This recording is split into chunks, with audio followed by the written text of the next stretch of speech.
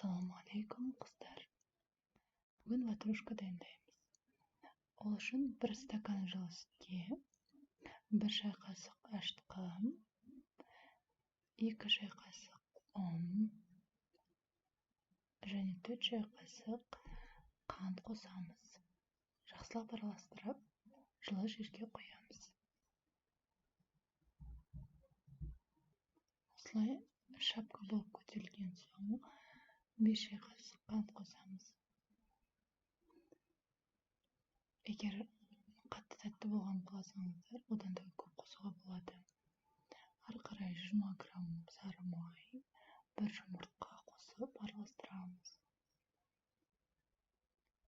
Қажетінше ұн қосып араластырып, жұмсақ қамыр илейміз. Жылы жерге 1 сағатқа қойып, қамырымыз көтерілген соң, қамырды домалақ бөліктерге бөліп, бетін жауып қоямыз.